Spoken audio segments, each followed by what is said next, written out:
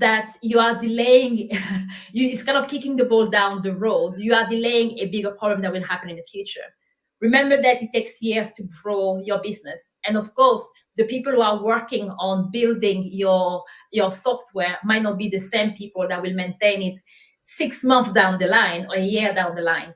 If you have no documentation to understand your tech stack or to understand the technology that you are using, to understand the design that the design of what you're building, think about it this way.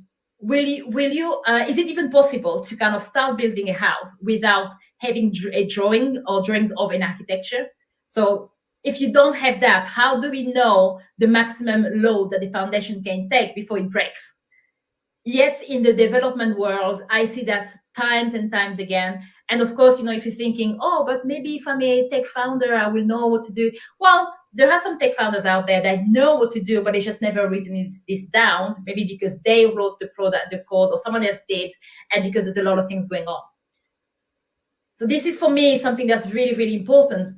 And I believe that solving these issues will help you in 2 different ways. One, to kind of make sure that whenever you're bringing more people in the team and you are growing in a way that is more sustainable. You're spending less time on training, and you have up-to-date information, and you're also protecting yourself.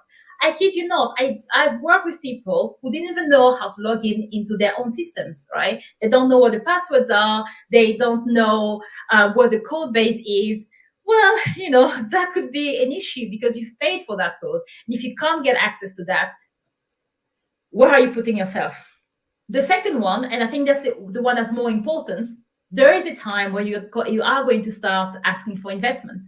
And of course, when you are doing the first stages of your pitch, the emphasis is not so much on the technology, especially if you're early stage. The emphasis tends to be on the product, the market, the idea, the vision, the team, and all of that. There is a time, though, if an investor or a group of investors are interested in you, they will do the due diligence process. And as part of the due diligence process, they would love to see a little bit more about how you structure yourself internally, right? And that's where it falls between the cracks. And in fact, if this is something that you've seen a lot, do let me know about it, because I'm working on something really exciting to help you to improve the maturity level of your company in terms of the technology and the product aspects. How can you answer a question that investors haven't even answered yet when you're putting together the document for the due diligence? And that is my mission. So it's something I'm really kind of excited and really want to work on.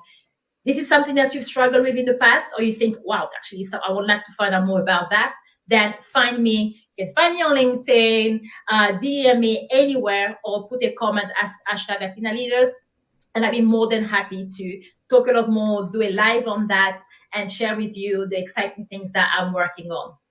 And I love one of the comments that we got on the live. Yes, having documentation is such a time saver.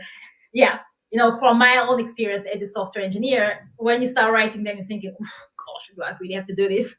But when you find a bug or there's a problem or you need to build on the architecture, I'm always grateful when I go and I start working with someone and there's documentation. I'm like, thank you. I know where I'm. A community of early adopters, kind of like Kickstarter, but it goes deeper. And this one is my personal favorite because it really helps you to get into the intersection of getting really, really good feedback from people testing your products for you and giving you ideas on features that they will get. They've opened their purse and they bought the product from you. They've already bought it. It's not even a pre-order. And then of course, you get to grow a product and get customers that will help you attract investors. The best platform I will mention, of course, there's a ton out there, right? So I'm going to mention AppSumo and Product Hunt. Those two are really, really great because then, especially trying to get feedback. So just focusing on AppSumo for a second. This one is another great platform that I've used myself. And I think over the last couple of years or so, I've bought 4 products from there that I'm still using, right? I see AppSumo as a great place, especially for B2C startups, where they can really, really get people to give them feedback and buy the product and even see how the product performs against competitive products that are out there. It's free feedback, right? Imagine as if you have a pond and a lake full of people that just love buying new software, knowing that they're going to find some things that might not quite work, right? So they're there, they're just waiting for you, they're waiting for your product. And what happens is once they've bought your products, and you can sell it based on a lifetime deal, or whether it's reduced for like access maybe for a year, and then after that they get and then after that they renew. Regardless of what it is, a lot of people will grade or rate your products, and some of them gave feedback. And wow, this is mind blowing. Look at the quality of feedbacks that you get. And from that, you will know people who have loved your product or not. And usually when they say no, they might explain why. So if you're worried that you're an early stage, do say that you are really early stages, maybe the first version and it's a bit clunky. People will give you feedback and tell you what they like. Maybe they give you 2 stars or maybe 3 stars, but then they will tell you what is it that they think is missing. By reading the feedback, you can get the thread and understand exactly what are the little things that people really want to improve the experience of what they have. Put that on your roadmap so that when you build future products, you actually know. So going back to what I said earlier in this episode, and it's really about bringing the intersection of the 3 things that are really important to not just get customers, but grow your product. And AppSumo helps you to do that. People pay to get your platform. Once they're there, they are your customers forever.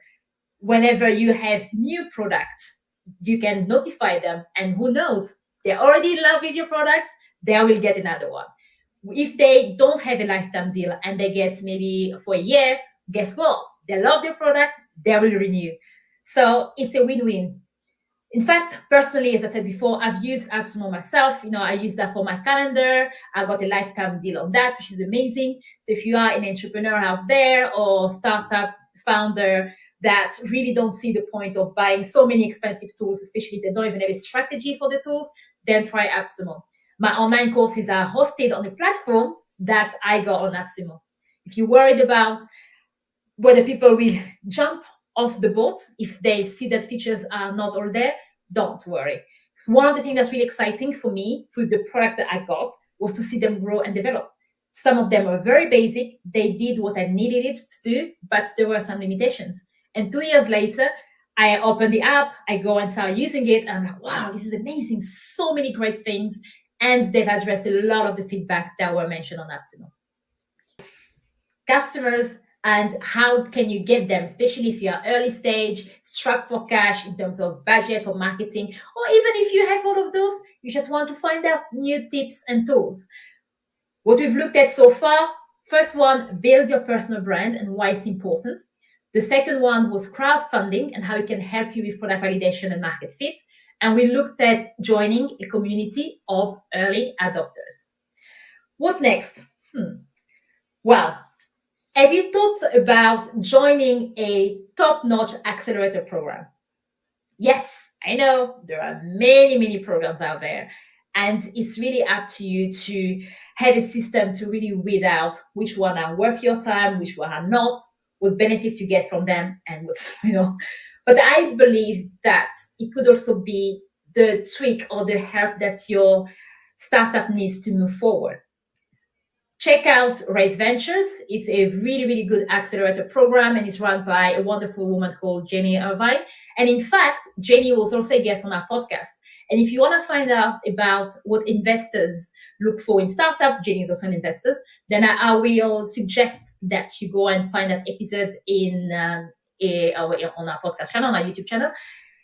And if you want to find out more about for example, we want to find out more about Raise Ventures, why people should go to accelerators, how they work. We also have a special episode on that because we really want to promote and give more support and help to the startup community. And put my hands up, I am not affiliated in any way with Raise Ventures. I don't get anything for saying that. I'm just sharing my personal experience. I started working with startup founders really, really early stage. He had an idea, non-tech founder, and he just didn't even know where to start. He kind of knew roughly, he wanted to have a team that would develop the product. But even this idea of MVP, I sat down with him trying to get him to explain and talk about his ideas, and he was really struggling. I really helped him through the journey. But one of the things that I noticed from the moment I started working with him, And to the way is after the accelerator as Red Ventures, there was a big difference. When I first talked to him before, he had a lot of ideas, but he didn't have this really strong strategy, product market fit, some aspect of marketing, and so many loose ends that he needed to tighten up in his startup. I helped with the tech and product aspects. I managed the developers offshore and everything. And I got our product built, our MVP built that we used to go and get our early clients and investors.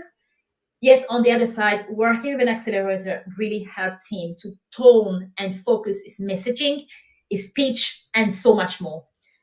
I highly recommend that you look for an accelerator program and use that as a way to connect to investors, to connect to other startup founders, because you also never know. You might have a product that someone else on the accelerator might actually find useful, where you can create partnerships and so much more.